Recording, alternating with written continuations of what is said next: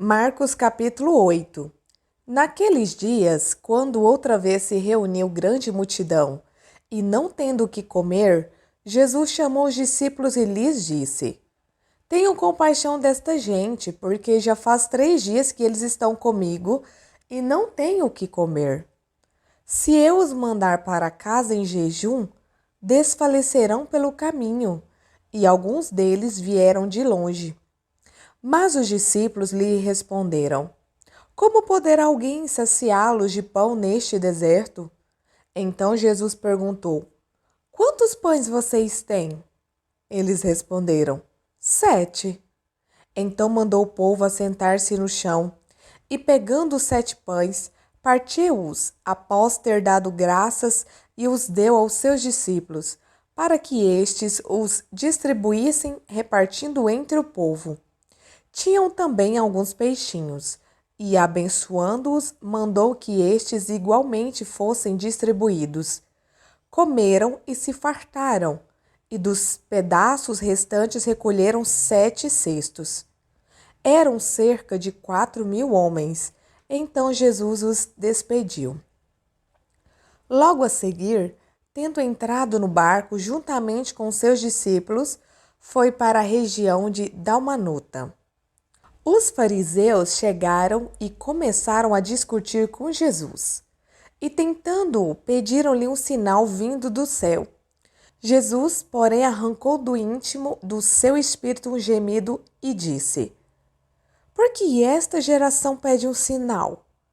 Em verdade, eu lhes digo que nenhum sinal será dado a esta geração.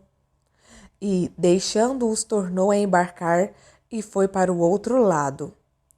Ora, os discípulos se esqueceram de levar pão, e no barco não tinham consigo senão um só. Jesus os preveniu, dizendo: Fiquem atentos e tomem cuidado com o fermento dos fariseus e com o fermento de Herodes. E eles começaram a discutir entre si, dizendo: Ele diz isso porque não temos pão. Jesus percebeu isso e perguntou: Por que vocês estão discutindo sobre o fato de não terem pão? Vocês ainda não percebem nem compreendem? Têm um coração endurecido? Tendo olhos, não veem, e tendo ouvidos, não ouvem? Não se lembram de quando partiu 5 pães para os 5.000, quantos cestos cheios de pedaços vocês recolheram? Eles responderam: 12. E de quando partiu 7 pães para os 4.000, quantos cestos cheios de pedaços vocês recolheram? Responderam: 7. Aos que Jesus lhes disse: Vocês ainda não compreendem? Então chegaram a Betsaida e lhe trouxeram um cego e pediram a Jesus que tocasse nele. Jesus, tomando o cego pela mão, levou-o para fora da aldeia. Então cuspiu nos olhos do homem e, impondo-lhe as mãos, perguntou: Você vê alguma coisa? O homem, recuperando a visão, respondeu: Vejo pessoas, mas elas parecem árvores que andam. Então Jesus novamente pôs as mãos sobre os olhos dele. E o homem, passando a ver claramente, ficou restabelecido e distinguia tudo de modo perfeito. E Jesus o mandou para casa, recomendando-lhe: Não entre na aldeia.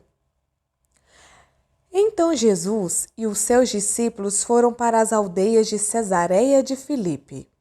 No caminho perguntou-lhes: Quem os outros dizem que eu sou? Os discípulos responderam: Uns dizem que é João Batista, outros dizem que é Elias, e ainda outros dizem que é um dos profetas. Então Jesus perguntou: E vocês, quem dizem que eu sou? Respondendo, Pedro lhe disse: O Senhor é o Cristo. Então Jesus os advertiu de que a ninguém dissessem tal coisa a seu respeito. Então Jesus começou a ensinar-lhes que era necessário que o Filho do Homem sofresse muitas coisas, fosse rejeitado pelos anciãos, pelos principais sacerdotes e pelos escribas, fosse morto e que depois de 3 dias ressuscitasse. E isto ele expunha claramente.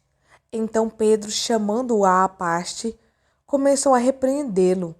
Mas Jesus, voltando-se e vendo os seus discípulos, repreendeu Pedro e disse: Saia da minha frente, Satanás, porque você não leva em consideração as coisas de Deus, e sim as dos homens. Então, convocando a multidão e juntamente os seus discípulos, Jesus lhes disse: Se alguém quer vir após mim, negue a si mesmo. Tome a sua cruz e siga-me, pois quem quiser salvar a sua vida a perderá.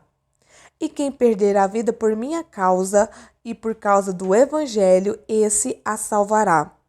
De que adianta uma pessoa ganhar o mundo inteiro e perder a sua alma? Que daria uma pessoa em troca de sua alma? Pois quem, nesta geração adúltera e pecadora, se envergonhar de mim e das minhas palavras, também o Filho do Homem se envergonhará dele, quando vier na glória do seu Pai com os santos anjos.